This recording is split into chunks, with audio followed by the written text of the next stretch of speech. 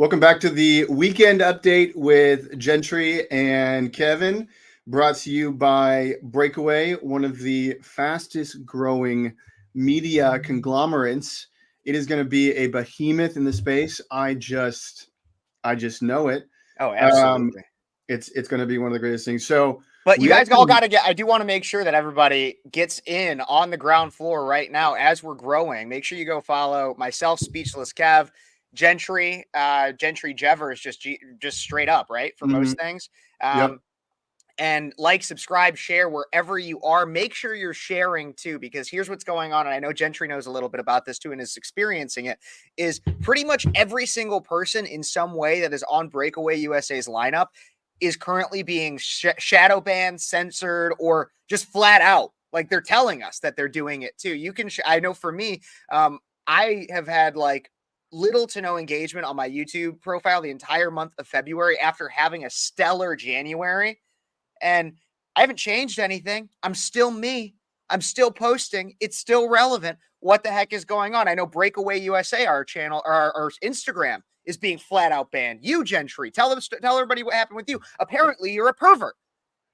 Yeah, so Instagram. here's the stupid thing is I posted something in August of last year, and it was a meme of Trump versus Hunter Biden. The Hunter Biden story was just like getting a whole bunch of media attention. Turns out the laptop was true, and so I put up a meme, and it was basically like, who's the media going to pay attention to more, Trump or Hunter Biden? And because the meme had Hunter Biden in his underwear, they called it sexual content. And I actually went in and argued with Instagram support. I said, hey, I want a live person to look at this because this is not sexual content. If you want sexual content, I can send you profiles of OnlyFans girls or dudes who are like fitness guys who are shirtless and all this kind of stuff.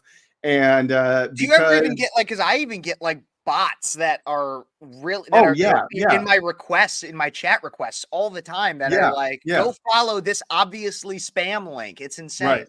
Right.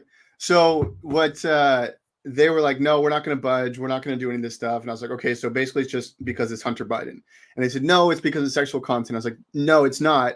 Go look at it. I want a live person to go look at it. Anyway, I went back and forth with them and I screenshotted all of it. And I'm actually going to try to send it to Senator or Congressman.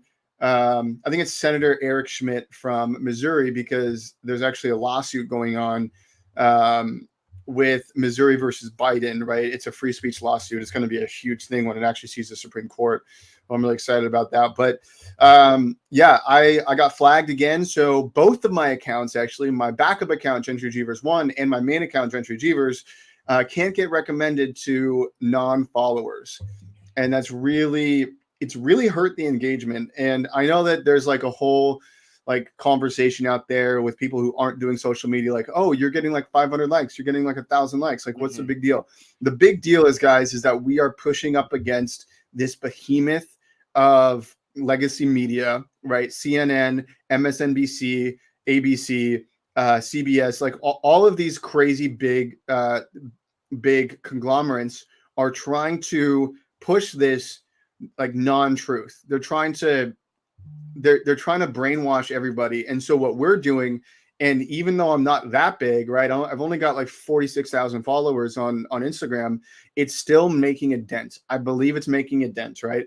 And I'm trying to, like, everybody that is in this space, whether they're big or small, they're making a dent in this propaganda machine that we're pushing against. And that's really the big mission, is to get the truth out there. I always say this: the solution to pollution is dilution. And what we're doing is we're pushing against all the pollution, all the garbage that's out there on social media. And we're trying to bring attention from that to our post, because what we're posting is the truth. And the reason I know it's the truth is because we're getting fact checked. Yep. Right. And so we're putting out dilution by our posts, and that's the solution. The solution to pollution is dilution. And so we're just trying to flood the internet with posts that are fighting against the narrative, that are funny, that are witty, that are trying to win people over to our side, and everybody, big or small, who's doing it is getting censored. And to be honest, probably in the last like month or so, I've seen censorship come down really hard, and it's because it's an election year. Yeah. Well, I've come to believe it's because of an election year. Absolutely. It's definitely in part because of it. It's an election year, but it's also like you said, like people just don't want. Look, there's a quote in 1984. I believe it's in 1984, and it talks about how I don't remember the exact quote. I'm paraphrasing here, but the concept was the idea of if we don't let them know the word, if we don't let them know words, if we don't allow them to be literate, if we don't allow them to have a certain level of knowledge, then they'll never even know what they don't know. And so an idea of that is like, so the in the King James Bible, I heard this fact check me if I'm wrong, but as far as I know, in the King James Bible, when King James was putting it together, he excluded the word tyrant, used synonyms for it, because he didn't want the people under his control to know the word tyrant. Because if they knew the word tyrant, then they would see that he himself was a tyrant. And that's exactly what the lefties are doing here, is that they will not allow us and our content and the things that we talk to people about, that we engage people with, that is directly adversarial to their narrative. They don't want that out there, because if they don't allow it to be seen, if they don't allow that knowledge to spread, then it's like it's not even there. And you won't know what you don't know. And that's why we see these reports of graduation rates are remaining stagnant, if not increasing. However, literacy rates and people reading and doing math at grade level are dropping and plummeting. Because we're going to keep everybody entertained with the bread and circuses, but we're not going to, and we're going to make them believe that they're smart and that they're going to get their college degree and it's going to be paid for, and you're going to be just fine, and you're going to be so smart and you're going to know everything. And we're going to tell you that you're a genius. Even if you're not. Even when you're not, when we know you're not. When I say we, the elites, the people that are controlling all this, people that want to censor this knowledge, they know you're not smart, but they're going to tell you are, and they're going to give you a good old diploma for your gender studies or lesbian basket weaving queer theory bullshit. And they're going to give you a flipping degree for that. Right. But what does it actually mean? It means nothing. It means that you're an overglorified, overpaid, or not overpaid, overglorified and overpaid, at least in terms of in status, Starbucks barista. Yeah. Yeah. Like, that's what you are. And so that's a long-winded rant of saying, go follow us on everywhere. And along with that, like another thing was we want to promote other people too. It's not just about us. It's about everybody, and promoting brands and promoting people, so that if you're going to patronize a business, patronize somebody, then do it to people that are worth it, that are going to also then contribute to the economy positively. And that's why I want to promote Freedom Water right here. Freedom 2.0. Freedom 2.0, baby. I got my bottle here. So I love this brand, actually. They're we met them at AmFest, and one of the things that they do is they put these like little funny things on here: freedom to speak and freedom to drink. Yep. And I'm actually going to pitch them this today. It's like, this water won't turn you gay. Nope. Won't turn you gay. Because fluoride's turning the frogs gay, and this doesn't have any fluoride in it. So cheers to Freedom 2.0. Thank you for going out and going on supporting a limb and supporting us, because it is, I mean, this water won't turn you gay. Well, and again, and it's not even, and I think Freedom 2.0, amazing. Love it. And thank you for supporting us. I want to support everybody, though, not just the people that are supporting us in that way, but like, so I'm wearing an Old Row t-shirt right now. Right? Not a sponsor of us. I'll tell you. I'll show you the back of it too. I'll stand up. We'll make this fun. You know who that is? You know who that is? Toby Keith. He just passed away. Yeah, Toby Keith. It's Toby Keith. And the day he died, Old Row had this shirt ready, and all the proceeds went to Toby Keith's foundation, his charity. And so amazing people doing amazing work, and it's worth talking about. Yeah. So that's. We've got a lot going on here with Breakaway USA, and I know we got some news to get to too. But I wanted to bring up. I had my tweet this morning that we were talking about pre-show, and everybody, I think I finally realized something. I've realized something about the Democrats, and they're onto something. They're right. The Democrats Eventually. and the left are right. Yeah. Climate change is disenfranchising people. Mm-hmm. Now, I'll still disagree that it doesn't. I mean, they'll tell me that apparently climate change affects Black people and Mm-hmm. disenfranchises them even more. I won't agree with that. I believe right now I am the most disenfranchised person due to climate change. And the reason is I slipped on ice this morning and sprained my ankle. And I've been and I haven't been able to finish I was trying to go for a run and do a workout and be fit, Mm-hmm. but my right to work out and be fit and be fat phobic has been diminished Yeah, because it really and has. disenfranchised Yep. because of climate 100%. change. Because 2 days ago in Chicago, it was like 60 degrees, and today it is like in the 20s, Mm-hmm. maybe low 30s. There was snow last night and there was Mm-hmm. ice, and I sprained my ankle. Mm-hmm. I'm being disenfranchised by climate change. Mm-hmm. You really are. And it's the climate crisis. We have this climate crisis, and it's just really pissing me off. Mm-hmm. Mm-hmm. So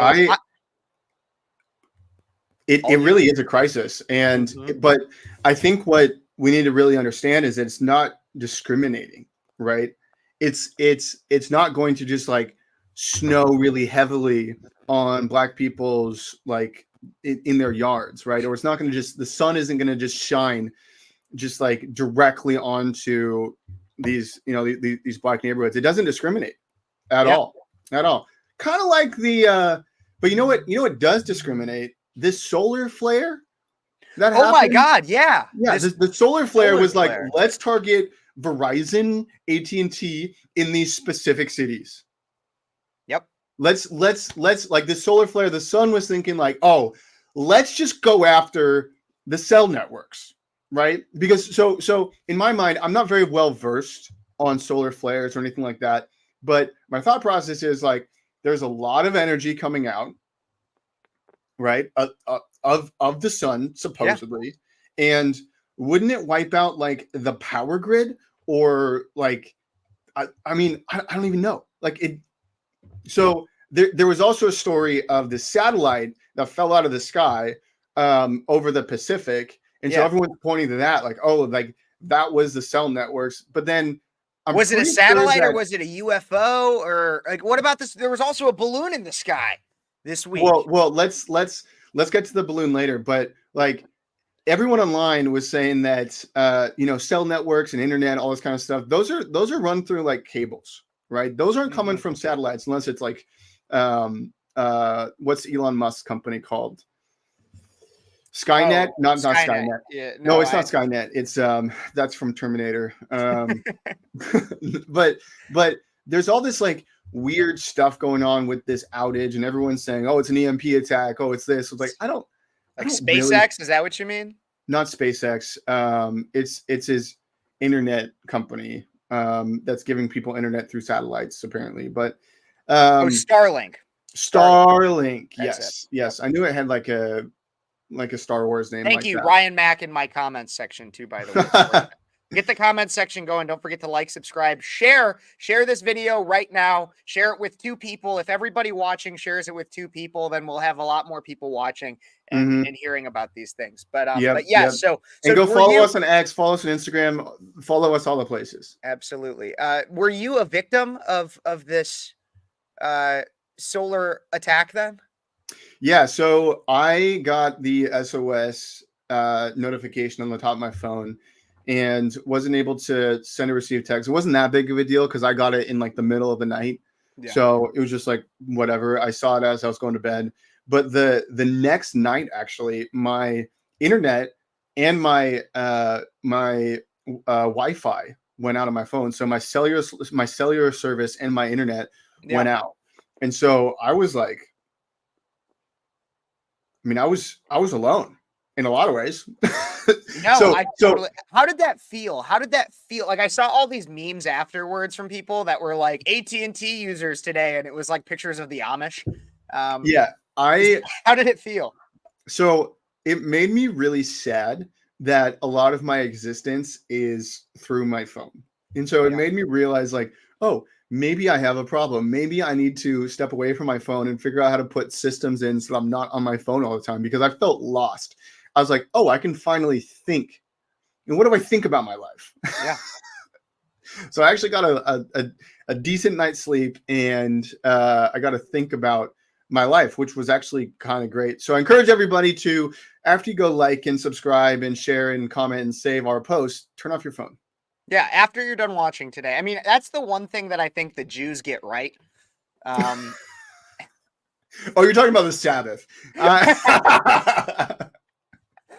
Are you thinking that I'm talking about like space lasers or something? I don't know, man. There's a whole bunch of people right now that are raging against the Jews for No, I'm not like whatever okay. reasons they have. Okay, I've been clear on my show before. I'm like more pro-Israel than in that whole conflict and everything, and I'm not like anti-Jewish. I'm just saying I myself am not a Jew, and so there are things faith-wise that I disagree with them on.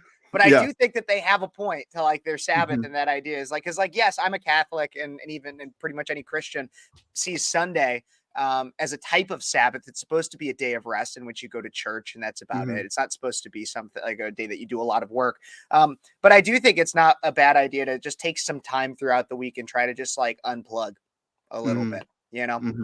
But I will say, this is a big reminder to everybody. So I work in radio. That's what I do. I do some like my day job is radio sales. And I actually did go live on the radio just a few days ago, not for political stuff. It was a different show, but it was, Awesome. I went live on the day that all of this went down on the radio, talking about with my boss in the station, just going having back and forth about life and some other things. But the big reason that we did it, and because a lot of stuff in radio is pre-recorded nowadays, but we went live, and the reason we did it is because we needed to talk to people. Look, my phone didn't have an issue, but you want to know what's still going to be there if something really bad were to happen. If there was a big solar flare that wiped out all the power grids, or if the Chinese or the Russians or somebody were to take out America's power, or take out our cell service, if there's anything like that, radio would still be there. Radio waves would still be there. Yeah. And so if you're a doomsday prepper, which I'm not saying you need to be, I don't know if stuff like that could happen. It very well could. I don't know if it's going to happen, but maybe check out getting a CB radio or a small frequency communicator. If you have people that live like a few hours away or something, or even across the country, there's ways to communicate with people nationwide that are not using this thingy. You could do it with other means. Yeah. And so just saying, radio isn't dead, everybody. It's still alive. So you brought up something interesting, prepping, right? Doomsday prepping and all this kind of stuff. I actually think that it'd be a good idea for more people to do it, not necessarily with the expectation that everything's going to go, but for the stress relief that you are prepared if anything goes wrong. Because my thought process is like, even if you don't believe in it, it's always better to be prepared than to not be prepared. It's the same conversation that I have a lot with people who are black-pilled and they don't believe that voting counts at all, and they're not going to go vote. I'm like, well, what does it hurt to actually go vote? Yeah. Right? It actually doesn't hurt that much. Like, you can not believe in it and still go like band arms with your fellow Republican and go vote. Even if you don't think it's going to make a difference, just go out and do it. So like, I would figure out how to become a prepper. Well, it doesn't make it crazy. I think that's the other like thing a week's too. worth of food. Yeah, and I also think that let's use some leftist language here for a second. I think we need to destigmatize some of the doomsday prepper stuff. Normalize prepping. And what I mean by this is like, okay, don't go become necessarily like a Ted Kaczynski kind of thing where you live in like your shed and do a lot of weird shit and like you live off the grid and like you got your mountain man mustache or whatever. But like, okay, maybe have like an in case of emergency, like week's worth of canned food. I don't think that's necessarily a bad thing. Like maybe have some of that. In a worst case scenario, what's your plan? I think that's kind of the thing is, are you able to answer that question and be comfortable with your answer? In a worst case scenario, what's your plan? Well, there's also a spectrum, right, of people who are prepping, right? There's the Ted Kaczynski who is like super autistic on this stuff. Well, because that was the Unabomber who was like, but there's like people who are like, he was crazy. people who are like crazy like this, and you know these people, they build the bunkers, they have like a whole like underground layer of like food and ammunition, all this kind of stuff. Like there's this people, but then there's like people who are just like, oh, it's gonna be fine. I go buy my groceries every day because I have this lifestyle that I can do that. And they live almost like in like a haze where it's like, no, the world's all perfect and sunshine and rainbows, and nobody dislikes the U.S. We're like just so fun and happy, and man, we just really need to help all those gays out. That's the biggest issue we have. Like, yeah, they got the blinders on as they're Yeah. walking through Seattle or Chicago, and they're just not seeing all the garbage. But there's a spectrum, and so like you don't necessarily have to be like super autistic on this side. But you could be a little autistic and prep. It's like it's your Alex Jones moment of I'm a little autistic. I'm just I'm a little retarded. That's your Alex Jones moment. No, but I get what you're saying, and I don't necessarily disagree. I'm like, it's okay. I remember when I was in kindergarten, right? When I was in kindergarten, maybe it was first grade, we had a homework assignment where what we had to do is we had to go home and talk to our parents of if there is a fire in the house, what do you do? Where do we go? We also had things like, I remember if you're getting picked up from school from somebody who is not one of your parents, then they need to know a certain word. And like, if they have that password, then you know that you're like, because it's always been a kidnapping thing. Like, oh, my parents or your parents told me I could take you home, and then the kid gets kidnapped. So like, no, you have to know. Like, actually, Bert Kreischer has a bit on this, and this is going to go on a little bit of a tangent. But he says his daughters picked the word motherfucker for the word because what grown adult is going to go up to a child and say motherfucker? And it was kind of genius, like right, exactly that idea. But what I'm saying is, there's a lot of times where you plan for something bad. There could be a fire in a house. What do you do? Where do you go? What's your emergency plan? Right. This shouldn't be any different. And you can be reasonable and rational about it. Yeah. Well, I think that the opposite side of the coin is that nothing bad is going to happen. Right. And that's just not reasonable at all. Something bad could always happen. You don't want to have that expectation, right? Yeah. Because you don't want to constantly live in fear. But if you are prepared, it actually takes the level of fear down, and it gives you, I feel like, more of a clear head because you're like, oh, I do know. Yeah, I do know. And obviously there's people that are like so entrenched in the fear, so that's why they go do it. But I mean, those are like people who don't make it irrational. Don't make it an irrational fear. I mean, like, just be smart about it because, like, there was even people back in the 80s that had, like they were preparing, like in schools, they would say, hide under your desk in the event of a nuclear attack. Like, we're going to plan for a nuclear attack. Now, that didn't do anything. It was a way of trying to make people feel safe in terms of like, oh my God, me being under my desk is really going to stop that nuke from tearing my skin off. But the idea is still there. Prep for it. We never got nuked, but they were ready for it. So, just saying. 100%. Well, there is weird stuff going on in the U.S., so it actually does make a lot of sense, and a lot of these stuff. A ton of weird stuff. So these preppers are actually making a lot more sense than they used to, right? So one of the big stories that we saw coming out of this weekend, or the last couple of days, sorry, because it's just starting to be the weekend, is there's another Chinese spy balloon. There's another unidentified object flying over the western part of the United States. I think it became identified. I'm not sure though. Yeah. So I thought it was a Chinese spy balloon. When I said that there was another balloon, I thought that it was a Chinese spy balloon. So I actually do have let me pull this up because I do have a pretty good picture of this. Let me change the layout here and actually switch to this. And I think that this will bring a lot more clarity to people, to be honest.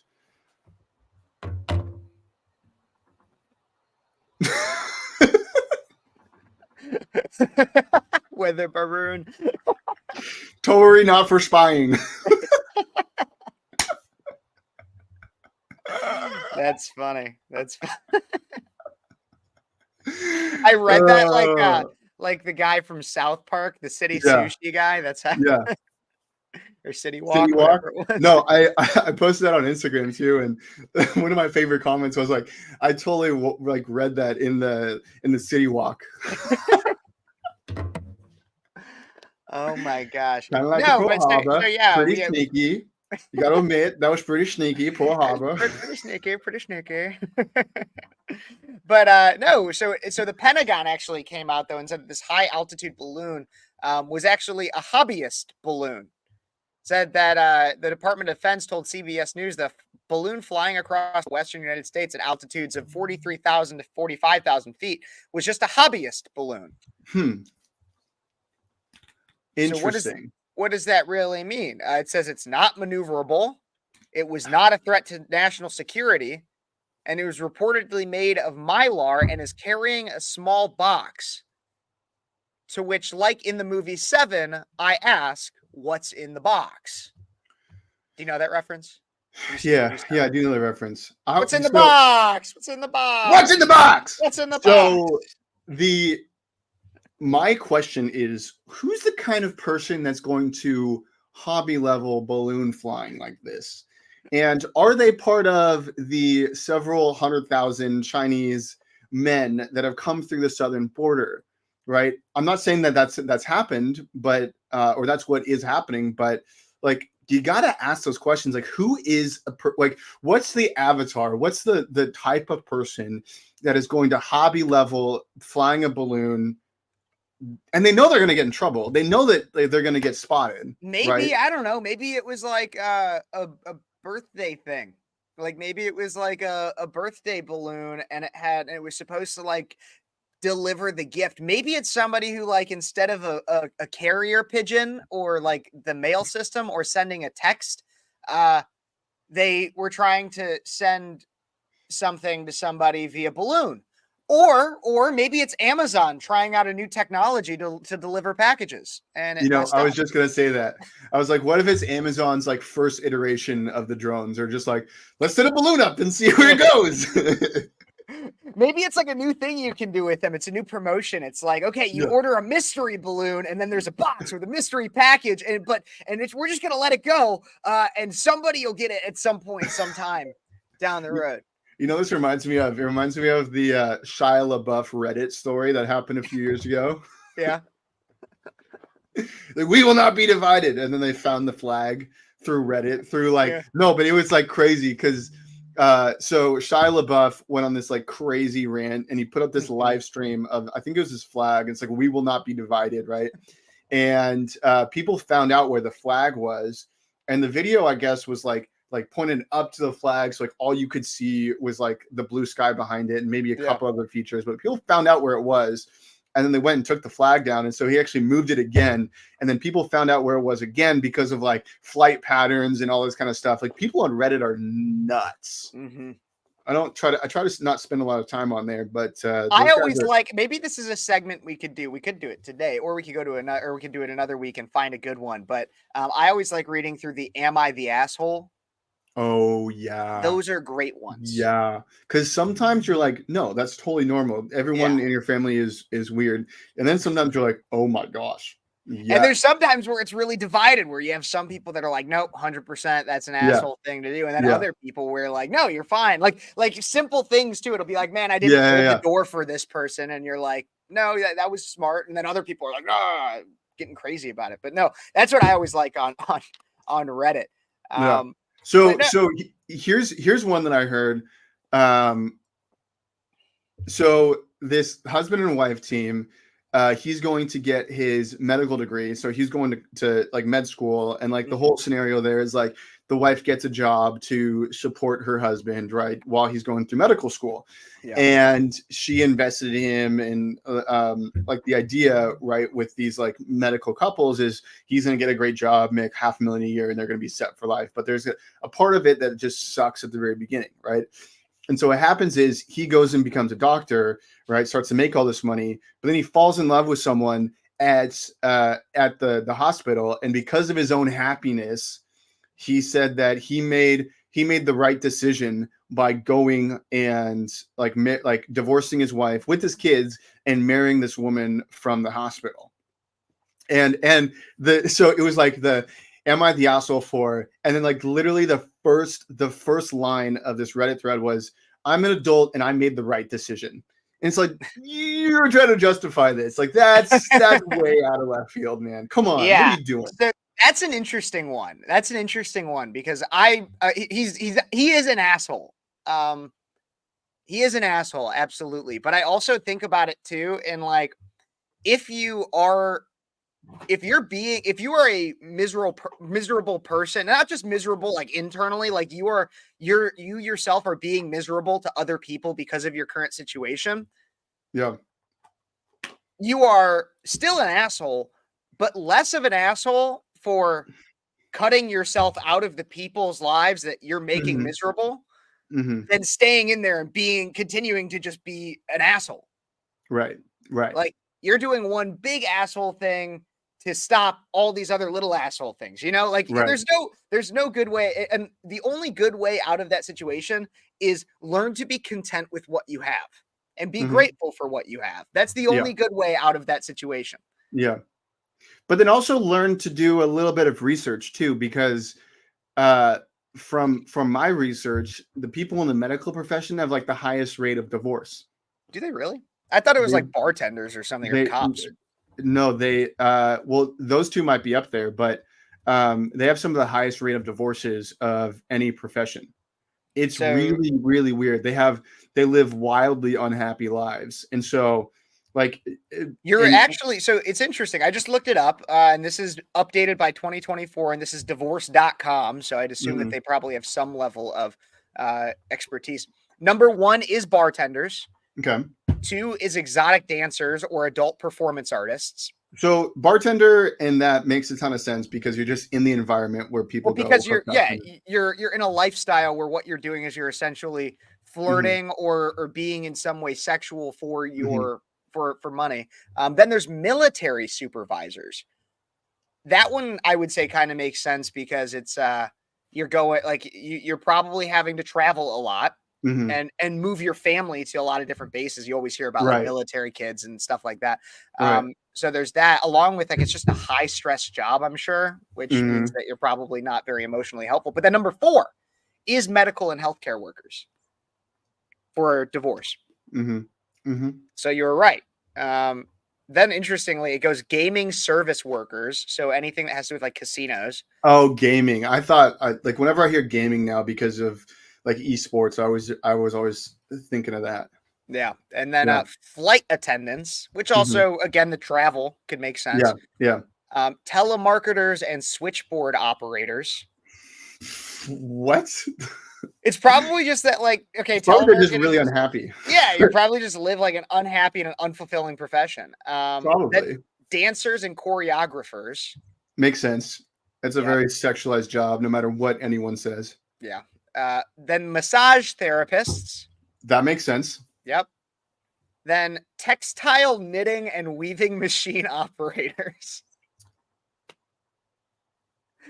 So if you operate a machine that knits, very strange. According to this, about half of married textile workers will ultimately divorce their spouses. Employees in the industry have some of the highest divorce rates. There is no clear correlation or speculation as to why this industry is so heavily affected by divorce. That's wild. A lot of weird stuff, but you're right. Interestingly enough, medical, and I'm interested in that one because I feel like a lot of times reason for divorce, and this is another statistic I can come up with, but would probably be financial strain. And people within the medical field, I'm sure, aren't having nearly as much medical strain as maybe somebody that's a casino worker or even maybe a bartender, Well, casino workers, especially if you're on the tables, you make a ton of money. I had a friend, really, and oh, dude, yeah, because of tips. So I had a friend. He, I think it was like 2014 or something like that. I was working a sales job with him, and then he would go work at the casino a couple nights a week, and he was bringing in like his salary wasn't that high, but then he was making like $60,000 a year on tips. because people would just throw him like chips and stuff like that, because it's not real money until you go cash it out and you don't really like get it. You know, if you make like, you know, if you're at a blackjack table and you're up like $1,000, you're going to throw the dealer $100, right? That makes sense. But yeah, it's kind of interesting. But what was I going to say? Oh, so I saw this thing on divorce recently, and because I always thought the divorce rate was like really, really, really high. And apparently what they're doing is they're lumping all the numbers in together. So right now the divorce rate is in the 40s for a first marriage. And then for a second marriage, it's in the 60s, and a third marriage is in the 70s. And so essentially what they're doing is they're like lumping all these numbers together and saying the divorce rate is over 50%.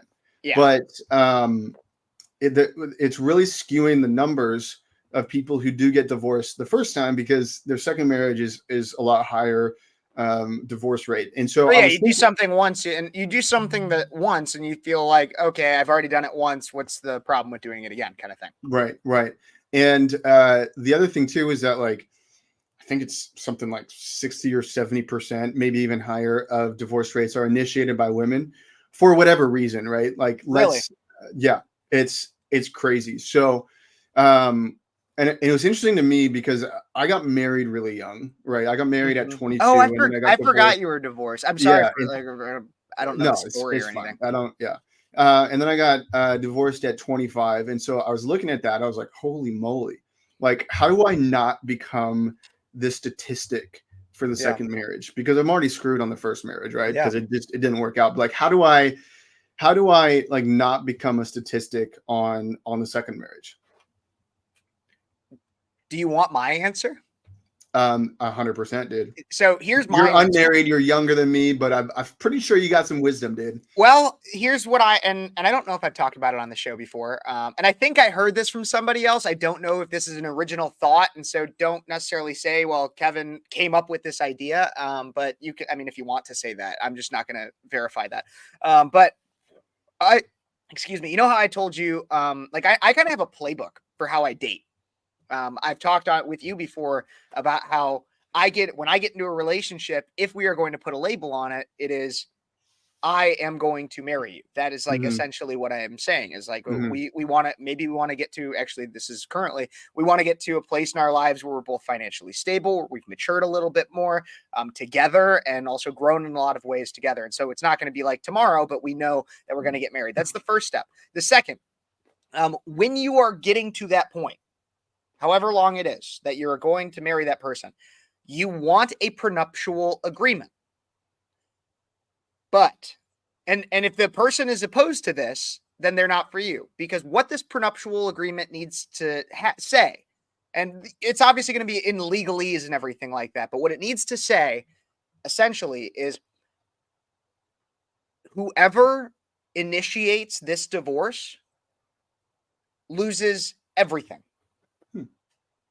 And then you define your terms on what does initiate divorce mean. So maybe like, so you can include in there, like, if you're unfaithful, if you set up secret bank accounts, if you have a secret family, or like anything like that, like you can, if you flat out say, I want a divorce, like you should be specific in what constitutes initiating a divorce. But that's how you should do it. If your prenup says, because usually people have a prenup and it's like, well, if we were to get divorced, this is how much I would get, and this is what I'm entitled to. And like, you're basically planning for a divorce. This is a way to use the prenuptial agreement to deter the idea of divorce.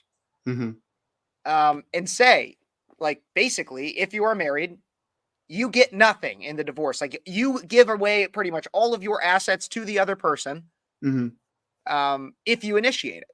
So then you could be like, so then that's what I would say. You want to not become part of that statistic?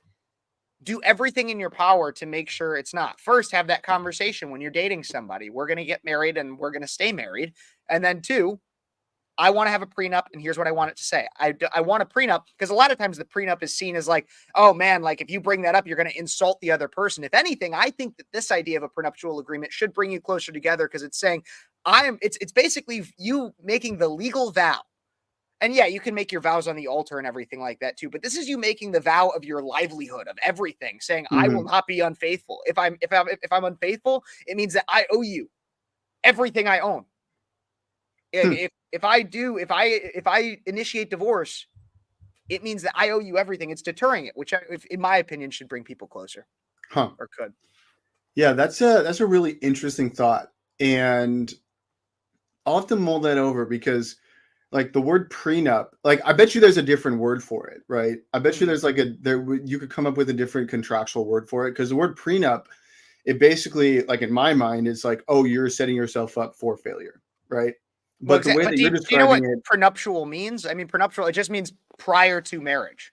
yeah, And so it's more of what you're talking about is the societal belief in the word right. rather than the actual definition. Because the definition of it is this is an agreement that happens before marriage. Hmm. Hmm. Interesting. So like you could technically have a prenup, any agreement that happens before marriage, Yeah. technically, if you have it in, I mean, it doesn't even have to be in writing. You could consider it a verbal agreement, but technically, uh, the engagement is a type of prenuptial agreement because you're Hmm. saying, I am agreeing to marry you. It is an agreement you're having with your partner prior to marriage. And so Hmm. that's just the so I know what you're saying. You could have a different word for it, but having Yeah. a different word for it, it's if it looks like a duck and quacks like a duck, it's a duck. Yeah. Yeah. That's interesting, man. That's really interesting. I'll have to think about that. What Okay. I want to know what you think about that one. As I somebody who's mean, been divorced, do you think that would have done anything for your first marriage? um, I mean, I was at fault Mm. for the first marriage. I'll just be like super transparent. Like, If you don't want to, you don't have to share anything you don't want to share. no, I'm I just mean, saying. I've talked about it before, Yeah. and I think it's probably important for people to know. But I so I met my ex-wife in college at Mhm. I was in a fraternity, she was in a sorority. It was like the kind of like classic college story. But we were hammered for like the first like 3 months of our marriage. Like we were not Yeah. sober at all. And then we kind of decided to get our lives together, but we didn't really know how to get our lives together. At least I didn't. And so like when we got married, like probably a year and a half after we met, and it was like love and lust and all this kind of stuff. And she came from a good family, I came from a good family, so we're like, oh, like we can make this work.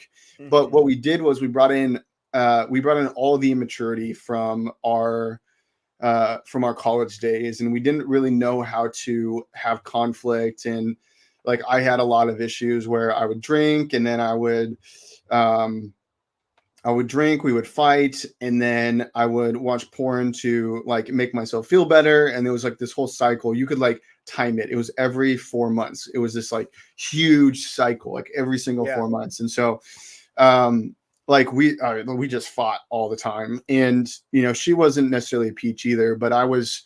I gotta own my stuff and all that kind of stuff. But we ended up getting divorced because she found that I was watching porn on my phone. So she saw that, and then she packed up her stuff and left. And so it wasn't even necessarily the fighting that made her leave. It was the porn stuff. Yeah. And so, but yeah, so like I'd like in your scenario, like I'd be at fault. Yeah. But it's Do you think that would have? Do you think that had you had that agreement though, that you would have thought twice? Like if in your agreement that you signed when you got married, like if you watch porn, that is a type of initiating of divorce. mhm. Do you think you would have thought twice about it? And then you also would have lost like everything. Yeah. Oh, for sure. For sure. Because my thought process on porn, to be honest, is that I mean it's really having sex with your phone. It's having sex with whoever you're watching. And so like my view on it right now is that it is cheating. Hmm. So and it's one of the most destructive things I think that society is just allowing to be there, right? Yeah. See, It's the marketing arm for sex trafficking in a lot of ways. oh, I absolutely agree with you in a lot of Mhm. that. I don't always take the most conservative approach in terms of like I see it as different degrees. Yes, Right. porn I see as a form of cheating. But it's not the same It's not the same. as actually going out and doing anything physical with somebody else Right. or even texting with somebody. Like it's not the same as actually having, but it is bad and it is Mhm. destructive.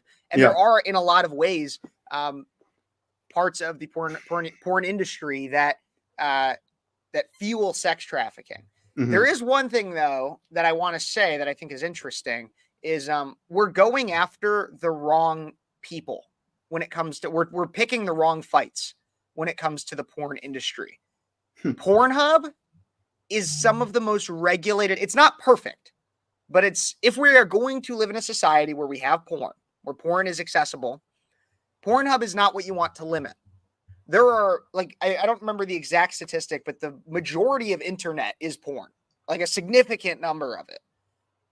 And Pornhub is like that much of it. The rest of it, not all of it, there's like maybe some other sites and stuff that's like regulated and like they have contracts and they're very like by the book legal with it. Yeah. There's a ton more that are way more unregulated. They have child stuff. It's like messed up. Mm-hmm. If you look at the statistics and the data behind it, Pornhub is not the problem. Or it's not the main problem. And so for when you have conservatives that are like, we need to ban Pornhub. No, man. It's like that's like don't look behind the Pornhub curtain because it's terrifying. Yeah. Yeah. Well, it wouldn't be that hard to do it. It wouldn't be that hard to go out and eradicate a lot of these sites. If they're adding a fact check on social media sites within minutes after we post because they're AI, they could for sure use AI to go after a lot of these like crazy, weird sites.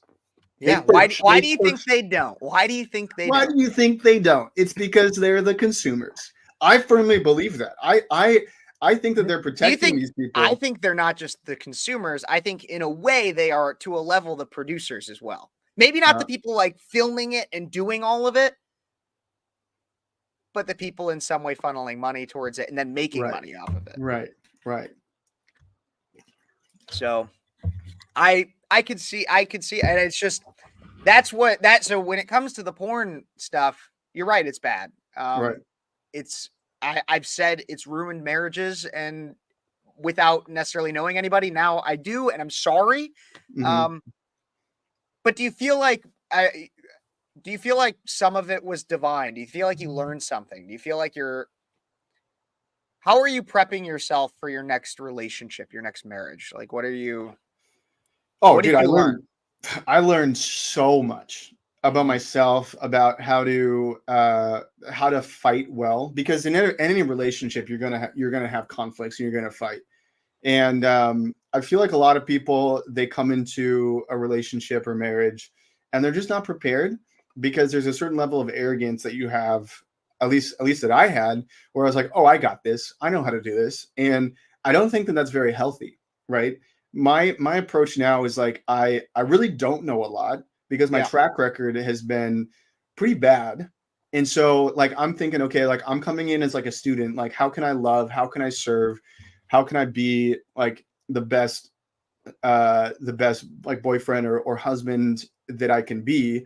But it's also like I just want to be like transparent, because there's also this like selfishness in me that wants to be, just loved and respected and revered and all this kind of stuff. And so there's always this like tension between like my selfish, self-centered like aspects, but then also like, okay, how do I like die to myself and just kill that in me so that I can be that servant, right?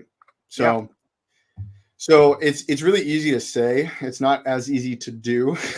So no, 100%. Like and when I say a lot of these things, I take a lot of time to think about. And I had, because so I was in two serious relationships, in which at a point I had believed that it could have led to marriage. But I would always give myself that out. I would always say like, I intend to marry you or something like that. But then, and so through those relationships, there was faults of mine. I ended up ending both of them, not due to my fault necessarily. Just it was becoming clear they weren't going to work out. Around the 1 year mark for both of them. And then I took a lot of time after my first one. I felt like I was in the clear. Like it wasn't necessarily my fault. She just wasn't what I was looking for. And I didn't think that I would be good for her, that she could Mhm. do, that she needed somebody else. And so I was like, oh, I'm perfect. There's nothing I really need to learn. I just need to be like, find somebody else. Well, in the second one, that's when I felt like it was more convoluted, and I definitely had some problems. I gained a lot of weight. I neglected myself, like, and I put a lot of value on her and her thoughts of me, and I thought about it constantly all the time. And I'm still not perfect. I still have some of those tendencies. But after realizing that it wasn't healthy for me, I Mhm. got out of it. Mhm. And then I lost 50 pounds. I made promises to myself. There's so much. I think everybody needs to know the importance of the words I promise. Like, think about what that really means, what a promise is, like what you're saying. A man without his word is not a man, in my Mhm. opinion. And so to promise something, that means you really mean it. Yeah. And you got to take that seriously. And so when you promise yourself, and so that's what I started doing. I made serious promises to myself about my weight, and working on things mentally that I'm still working through. And then Mhm. also in a relationship, when I find that right person, Mhm. that's another thing. Focus on your words. I said when, not if. So same for you. You don't Mhm. say if, because an if means it might not happen. A when means something's going to happen. Mhm. So when I find that right person, which I now Mhm. have found, I'm going to be clear and straightforward. I'm going to marry you. Mhm. That's what's going to happen. Yeah. And we're going to grow together. We're going to have a life together. And I've made a lot of promises to her. I've made promises to myself, and I'm going to keep every single one of them. Mhm. And I just think that's important. I think that those are, and so I've learned a lot in my time of dating and relationships as well. Not quite in um, with the same consequences and everything as yours, but it's just been it's a wild journey. I find dating, the entire idea of it, fascinating in today's day and age, because of how so divided our country is. And to find a union between two people that is strong is very reassuring, you Yeah. know. Yeah. Well, I like what you said about cutting it loose when it starts to become unhealthy, especially, well, actually, only in dating, right? Hmm. What one of the big things that I've learned is that my BS tolerance has to be really, really low, because I tend to get like obsessive and just like enamored with the person that I'm dating, Yeah. and so I have to like, but I have to like check myself and say, okay, is this actually like a toxic relationship? Am I getting everything that I need? Am I giving everything that I can? And if the answer to one of those is no, then I'm cutting it like as soon as possible. So Hmm. like like in the first few months, really what I'm doing is like kind of like what you're saying, like evaluating, okay, do I want to spend the rest of my life with someone? Right. And maybe my standards are like too high, or maybe I'm not like the person that I could be yet. But my thought process is like, I think people should break up sooner than later if they know it's not going to work out. Because there's this idea that there's like people are running out of time and you want to find the person sooner than later. And I get that, but you don't want to get hitched to the wrong person. Absolutely. Like, and you might actually be the wrong person that someone's getting hitched to.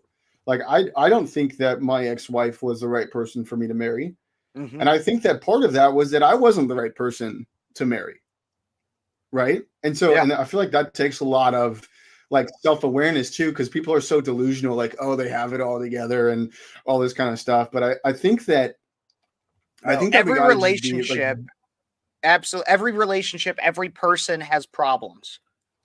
Like, and that's the problem. That, mhm, I mean, people have been talking about it for years with social media. It's happened before that too, where people will put on this image of like, oh, we're just so yeah, perfect, we're so great, uh, and you hmm, don't know what happens behind closed doors. You don't know what happens hmm, behind their phones and everything. I have yeah, problems. My relationship has hmm, problems. Everybody has problems, and you're hmm. naive and stupid if you think that somebody else has it all together. So Oh, for sure, for sure.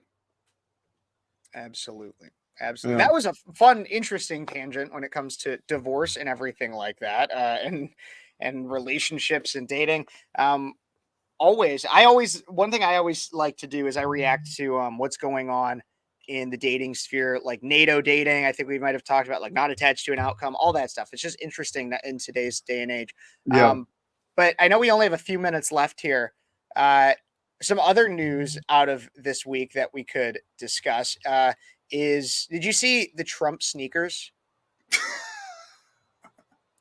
Did you see them? Yes. Yes. Let's talk about these Trump sneakers a little bit.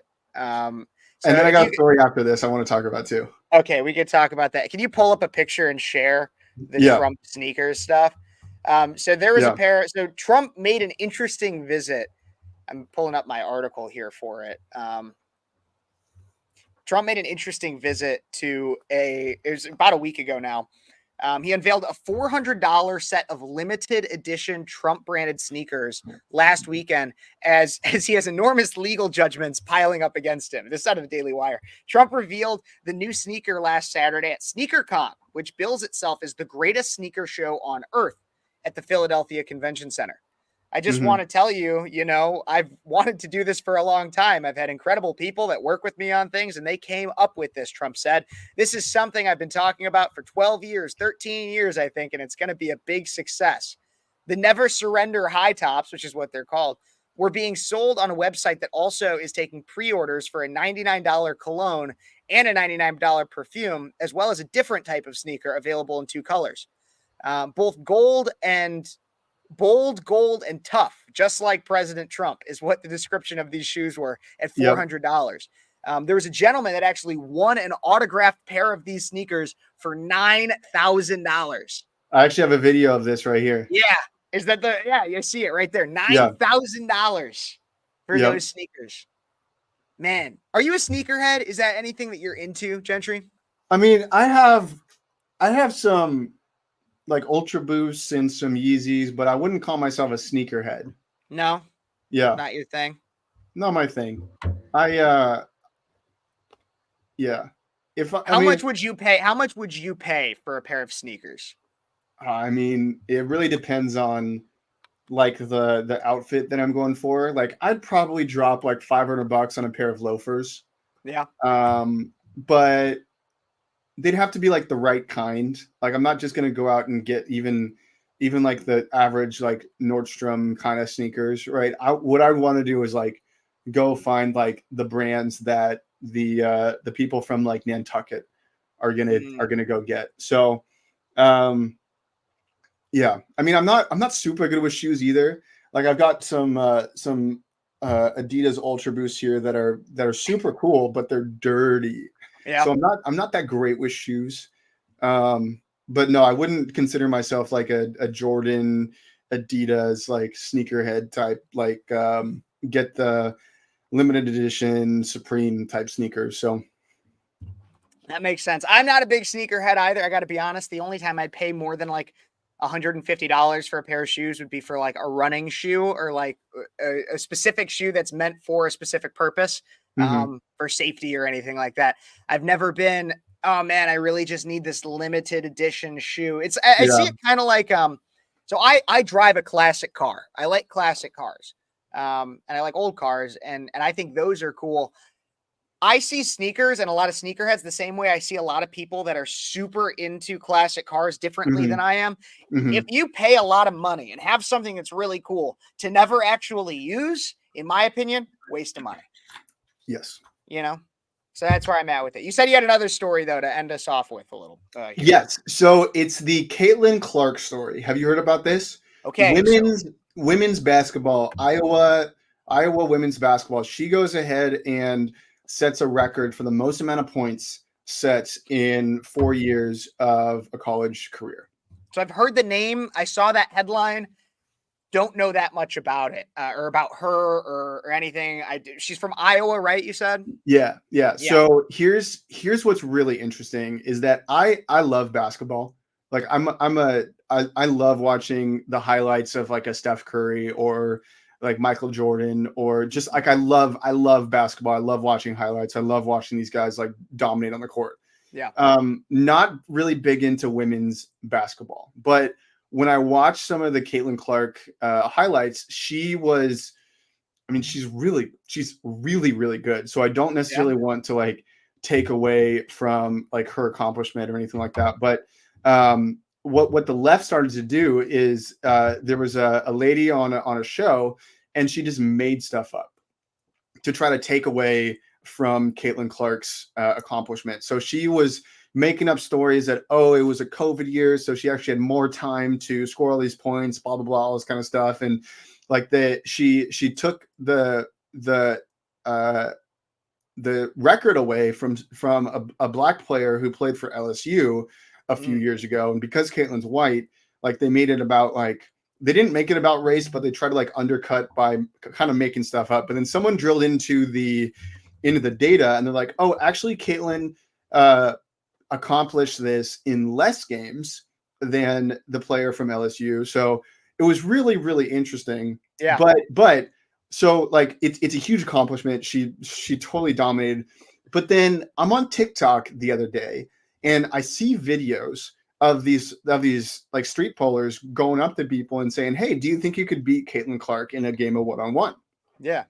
And she's really, really good, right? So Yeah. like, She'd probably kick my ass. yeah, for sure. Like I don't play basketball, so she would definitely like.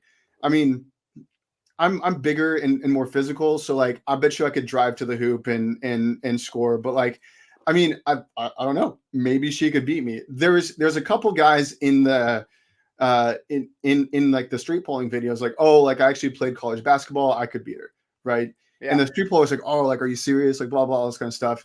And I was thinking about the concept of comparing like Caitlin Clark, who is like arguably the best women's basketball player right now, right? Yeah, she's really, really, really good. Yeah. And then comparing it to like an average dude, right? The conversation's a little bit weird, right? Especially when you flip it. Can you imagine if one of these street pollers came up to you and was like, "Hey, could you beat LeBron James in a game of one-on-one?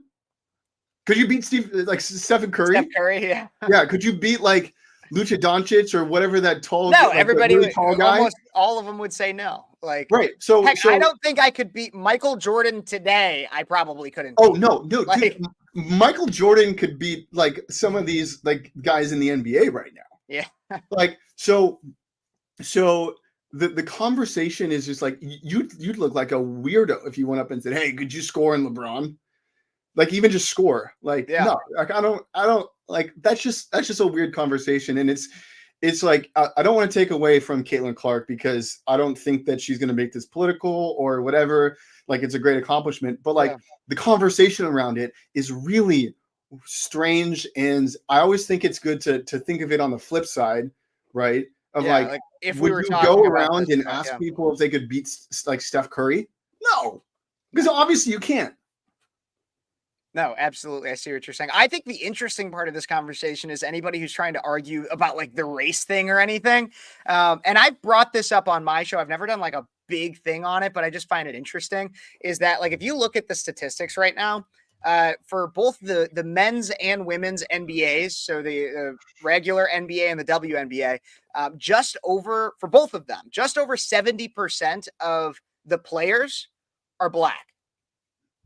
Now, that doesn't like I'm not mad about that. The way that we have that most of our professional sports work is that it's whoever is best is the person, like that's who people want because you get you make more money as a franchise. It just makes sense. You have the best players. It's merit based. It's very merit based. Usually, it's one of the only things in this country that is merit based. Still, or at least doesn't have any of that other political or diversity, equity bullshit in it. Right. But when you look at people complaining about other things in the country, oh, we don't have representation, like, or we don't have representation that represents the amount of people that are of certain races. Okay, well, in our country, it's like 13-ish% of the population is black, but 70% controls the NBA. Can you imagine if we had the diversity standards that we have for other things, where we shrunk down that 70%, put white people so much higher Yeah, it And we're wouldn't not make sense. talking about having a bunch of Caitlin Clarks in the WNBA and a bunch of, because there's not a bunch of Caitlin Clarks. There's not a lot of Scottie Pippens. Like, Right. you're going to have, I think Scottie Pippen was white, right? No, he's black, dude. Oh, I'm an idiot. Who am I thinking of? Larry Bird. Larry Bird is Larry the one I Bird. was thinking of. They're both Celtics, right? Nope. Nope, I'm an Scottie idiot. Pippen was I don't. Dude, Scottie Pippen was like a Chicago Bull. Well, I'm an idiot, and I don't know basketball that well. He was one of the reasons. Scottie Pippen was one of the reasons why Michael Jordan won so many games. Why Gotcha. he won so many championships. Gotcha. He was part of that championship run. It was Scottie Pippen, Michael Jordan, Steve Kerr, and Dennis Rodman. I'll admit, when it comes to basketball, my knowledge is limited to college basketball every March, and that's about it. Dude, you gotta know Chicago lore. You have to know Chicago lore. I don't know, man. Basketball just has never been my thing. I'm a 5'8" white guy, skinny, like small. Like no. So that's why you go watch basketball, because they're doing something that you can't do. They're doing something I can't do. Right? Yeah, but it's like more fun when, like, because if I was good at it, or like was good at playing it and had fun playing it when I was a kid, like I didn't, because I was always short and small. Like, people were like, would dunk on me, and like I was terrible. I was just bad. I was like, you want to know what sport I did in high school? I was a competitive diver, like off diving boards. You were a diver? I was great at it. Yeah, I was a state. I placed in state. You know, I went to college for swimming, right? Really? I didn't know that. Yeah. I didn't know you went to college for swimming, man. That's insane. All the swimmers always hated the divers. And then I played water polo too. That was my other sport. Oh, dude, water polo is so freaking hard. I love water polo, man. We would so in college we would so we'd get to the pool at like 6 a.m. right, and we'd swim for 2 hours, probably like 3, 4, 5, 6 miles, and then sometimes we'd go like practice with the water polo guys just because we were like, oh, like we're better, and obviously we were tired because we just swam 3, 4, 5, 6 miles, but. Like, dude, water polo is so freaking hard, man. It's insane. No, it absolutely is. Water polo was so difficult. I can tell you, I've never been in better shape in my life than I am right now. But what I will say is my shoulders were so broad because of all the swimming, because of everything we had to do with it. But along with that, I also had a major carb intake. I needed so many carbs. For the energy and because I was up at 6 a.m. for practices, like 5:30. And what I mean up at 6 a.m., I was up at like 5 in the pool by 6, if not earlier, swimming. Then I had high school all day. And then I would have another 2-hour practice at the end of my day. And so I had carbs, I had energy drinks. Like I was always eating too, because I was swimming and swimming and swimming. You're not touching the bottom. Like you're constantly in motion. I'm in better shape now because I've taken my diet and exercise seriously in a different way. At that time, I was not in bad shape, but I was eating all the time. My calorie intake, my carb intake was insane. Yeah. Okay. So I'll tell you a story. This is really interesting. Okay. So in college, for college swimming, we had like, it was kind of like a hell week, right? Where we would just pound miles. We would be swimming like we did 100 hundreds on the 120, and for anybody that knows swimming, that's like you could do like 100, you could probably do like 10 hundreds of the 110 and like be maxed out, but just like we would basically like touch and go, right? We did a set one time where we did like 10 500s, right? And so we were swimming like 5, 6, 7 miles a practice, and we had 2 practices a day. It was absolutely nuts. My caloric intake went from like 5,000 calories a day to like 7,000 to 8,000 a day for about a month. Like we literally could not eat enough food. My college coach, though, one of the things he said was, I want you to have at least 3 colors a meal. 4 is better. 3 colors. He didn't even say like have a lot of protein, have a lot of this. He's like, okay, colors. Let's make it really, really simple. And so what we would do is we just have like different like colors of Gatorade. Oh my God, that's funny. Dude. No, because I remember like we had like breakfasts and stuff made by the moms when I was playing water polo, and it was just like these egg casseroles that were stuffed with like protein and sausage and so much, and then you'd have that and you'd put it on a bagel, and then you'd have like 2 to 3 like, and there would be these massive spreads, and like all the food would be gone. and it would all be gone for like 25, 30 boys. Mm-hmm. Young adult boys too. Like we're not talking like old men or like little children. Like we're talking about like high school aged boys who Mm-hmm. are still growing, and it was insane. And God bless those moms who would make Oh those my for gosh, us yeah. like pretty much every day for our season. Swim moms are the goats because they brought us to practice unbelievably early in the morning. They sacrificed their weekends. I mean, I love swim moms. They're absolutely the best. Yeah, Yeah. absolutely. Absolutely. Well, do we have any other stories we want to cover here today, Gentry? I think we're probably good. We're Awesome. I think we're good. I've got a rock of piss right now. I've been like I haven't even had a lot of water, but it just went straight through me. Well, All I right. love your brutal honesty. I love your brutal honesty. Everybody, thank you for joining us on this weekend update with Gentry and Kevin. Don't forget to follow us on breakaway_USA. Share this with your liberal aunts because they need to hear this. Follow us on Instagram. Follow us on Twitter. Don't forget to leave a comment. Comment, like, share, save, all the things. Thank you for watching. We really, really appreciate you guys. Yeah. Thank And you for and to the people that are commenting to Oklahoma Chicken Cam, News Guards. I saw you guys in there. Everybody go check out the News Guards as well. Demon Gorl, who isn't real. Thank you. Jim, Ryan Mack Show, all of you, thank you so much for tuning in and for commenting. Let's next week, same bat time, same bat channels. Breakaway USA. exactly. Check us You out. guys are the best. Love ya.